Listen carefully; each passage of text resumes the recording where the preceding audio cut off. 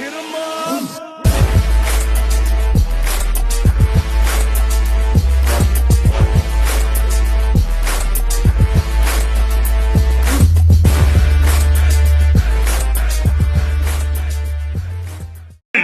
Two, one, go!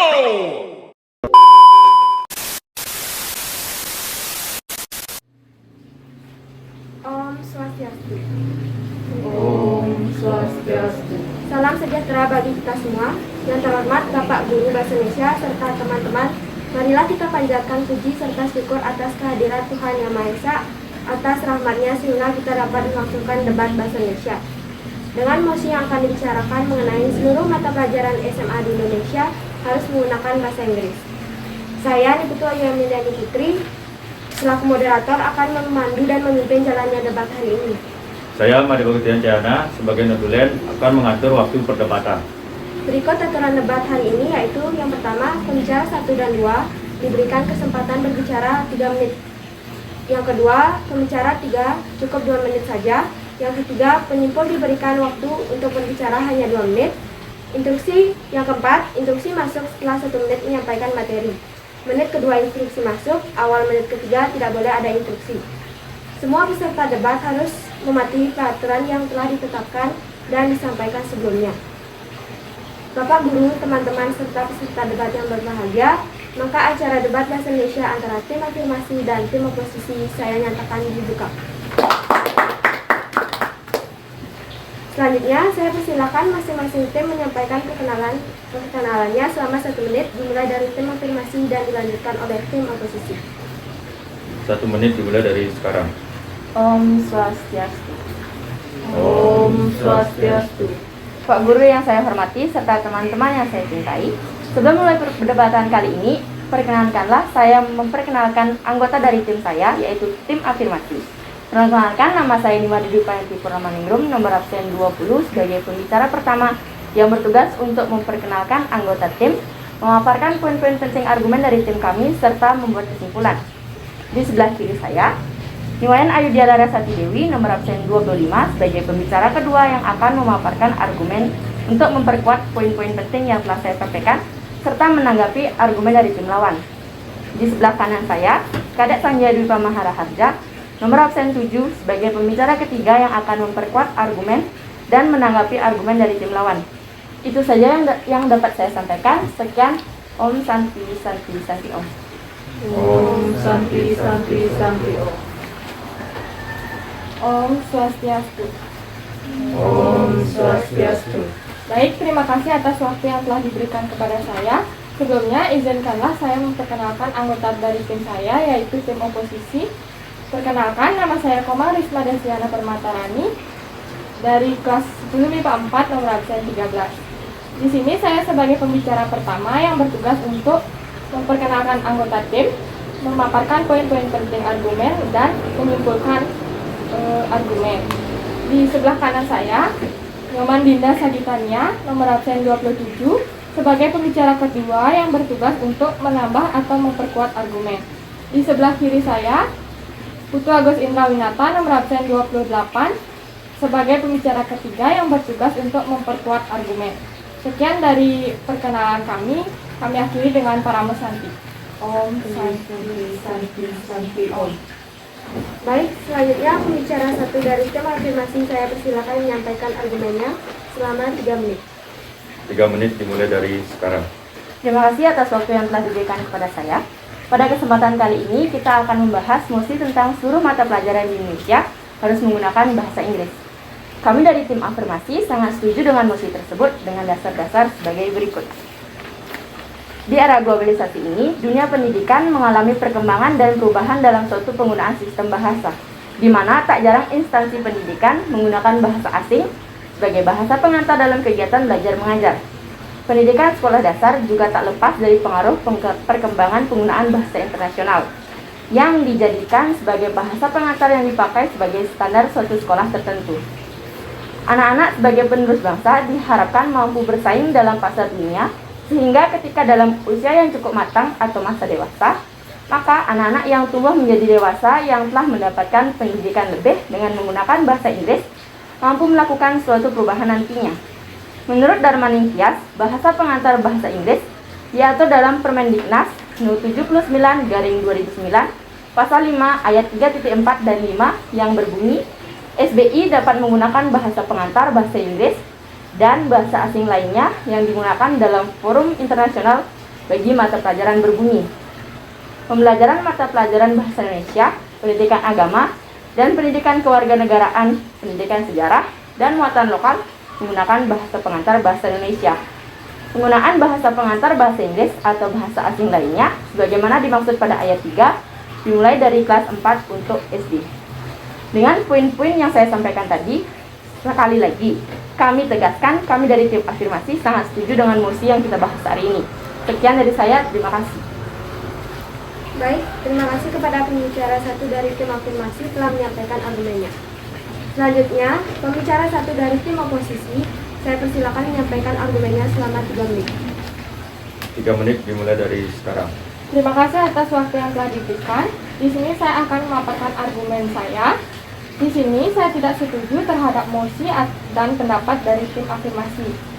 Karena apabila sering munculnya bahasa asing atau bahasa Inggris di dalam bersosialisasi di kalangan sekolah, maka banyak pengaruh yang ditimbulkan, yaitu adanya pengaruh positif dan negatif.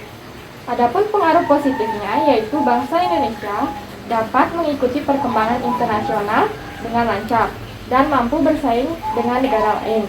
Adapun pengaruh negatifnya yaitu bahasa Indonesia sedikit demi sedikit akan tergeser oleh bahasa Inggris. Oleh karena itu, jika bahasa Inggris tidak dikurangi atau bahkan tidak diawasi, maka akan diprediksi bahasa Indonesia akan hilang. Apabila sampai bahasa Indonesia hilang, maka bisa dinilai kita melanggar konstitusi yang dimana diatur dalam pasal 29 ayat 2 nomor 24 tahun 2009 tentang bendera, bahasa, dan lambang negara. Bahasa Indonesia memiliki 4 kedudukan. Yang pertama, yaitu sebagai bahasa persatuan, yang kedua sebagai bahasa nasional, yang ketiga sebagai bahasa negara, dan yang keempat sebagai bahasa resmi. Jadi, keempat kedudukan tersebut merupakan ciri khas dari bahasa Indonesia sebagai bahasa pemersatu bangsa Indonesia.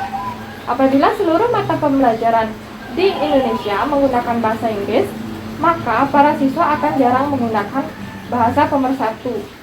Sehingga secara perlahan kita menghilangkan jati diri bangsa dan mengkhianati Sumpah Pemuda atau menghilangkan sifat nasionalisme.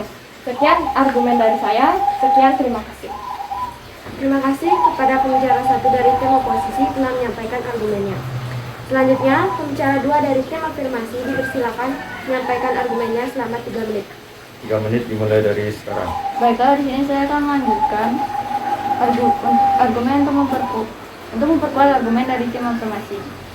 Pembicara satu tadi Anda dapat mengatakan bahwa apabila seluruh mata pelajaran menggunakan bahasa Inggris, maka para siswa akan jarang menggunakan atau melupakan bahasa persatuan. Tidak seperti itu. Kita menggunakan bahasa Inggris ketika kita berada di lingkungan sekolah saja. Bahasa Inggris itu diwajibkan dalam kegiatan belajar di sekolah, apalagi berdarah internasional. Bukan berarti kita diwajibkan untuk berbahasa Inggris di luar lingkungan sekolah seperti di rumah. Ketika kita di rumah, kita akan kembali menggunakan bahasa sehari-hari, yaitu bahasa Indonesia.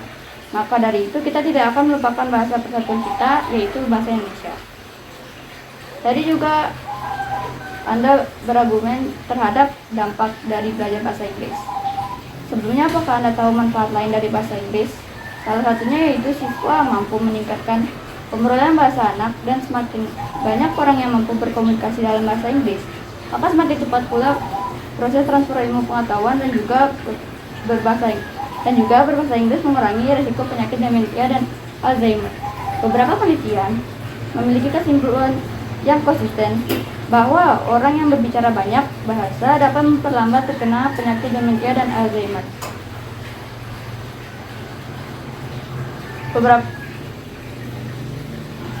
Hal ini dikarenakan fungsi otak mereka tetap aktif.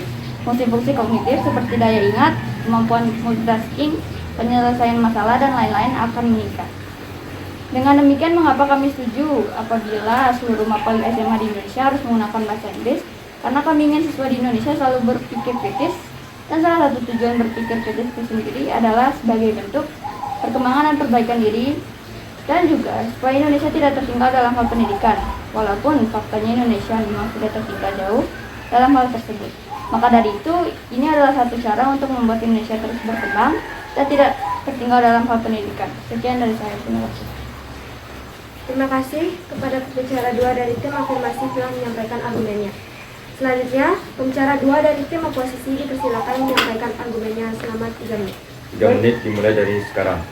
Baik, terima kasih waktu yang telah diberikan. Sesuai dengan mosi perdebatan kita kali ini mengenai seluruh mapel di SMA di Indonesia harus menggunakan bahasa Inggris. Di sini saya selaku tim kontra mempertegas atau memperkuat bahwa saya tidak setuju terkait dengan mosi tersebut. Ada beberapa argumen yang menguatkan kami tidak setuju terhadap penggunaan bahasa Inggris di seluruh mapel SMA. Karena dari beberapa hasil pengamatan kami, tidak semua siswa dapat lancar menggunakan bahasa Inggris. Yang dimana disebabkan karena bahasa Inggris bukan bahasa yang kita pakai sehari-hari, maupun bukan bahasa yang kita dengar, dan bukan bahasa ibu yang diajarkan sejak kecil. Melainkan bahasa Inggris ini adalah hanya pembelajaran yang kita peroleh saat kita memasuki jenjang pendidikan. Sehingga tidak semua bisa pasif dalam berbahasa Inggris. Begitu pula dengan guru mata pelajaran.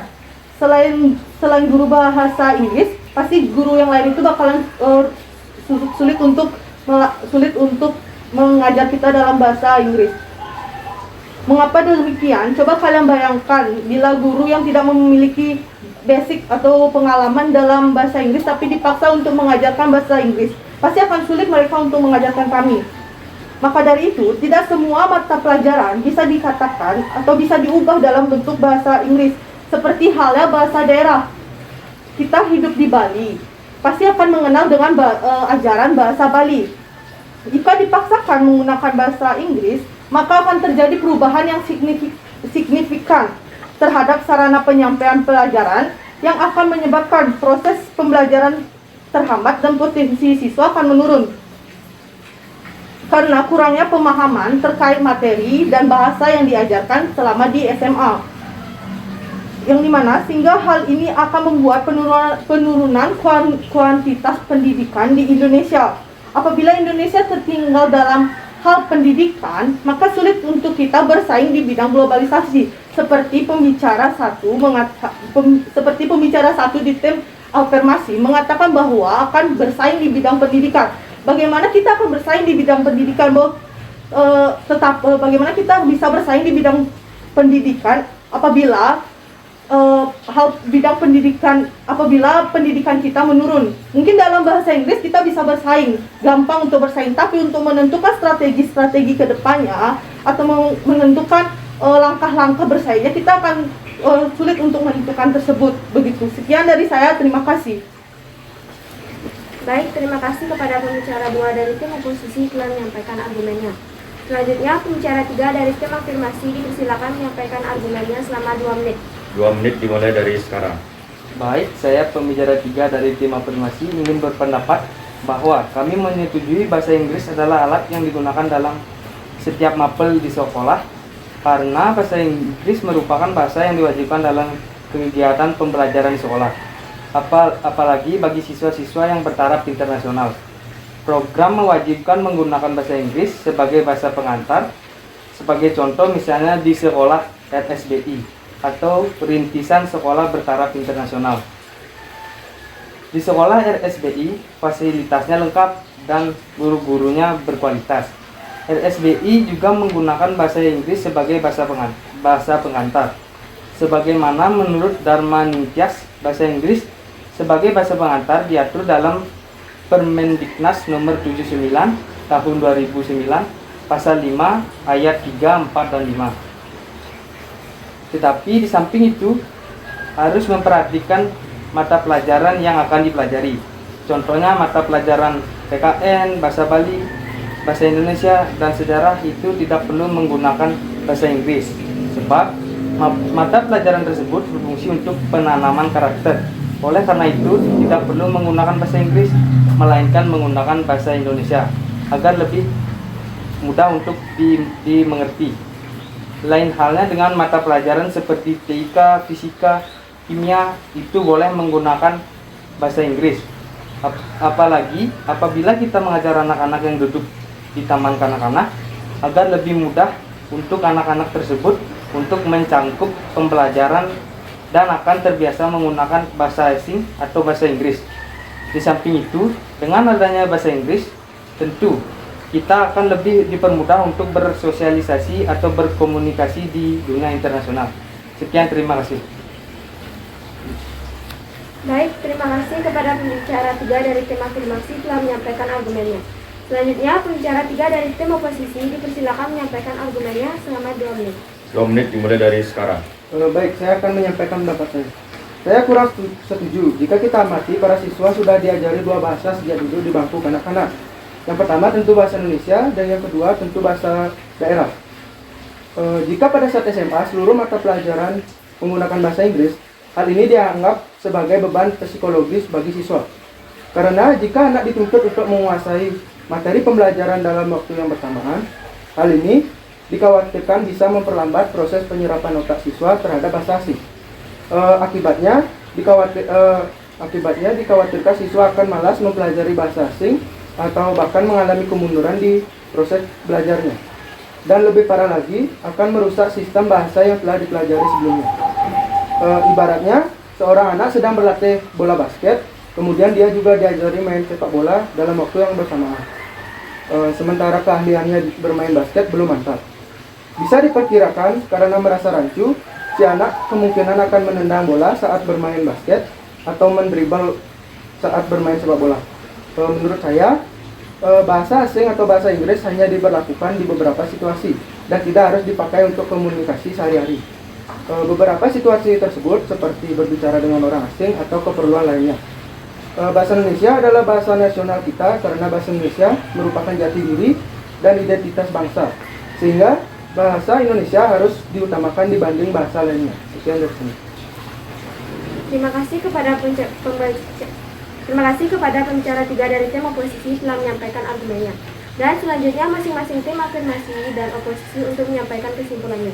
Dimulai dari tim afirmasi untuk menyampaikan kesimpulannya selama 2 menit. 2 menit dimulai dari sekarang. Baik, di sini saya akan menyampaikan kesimpulan dari argumen-argumen tim saya, yaitu tim afirmasi, yang dimana kesimpulannya sebagai berikut. Penggunaan bahasa Inggris sebagai bahasa pengantar dalam pembelajaran beberapa mata pelajaran di sekolah bertaraf internasional bukan merupakan hal yang salah.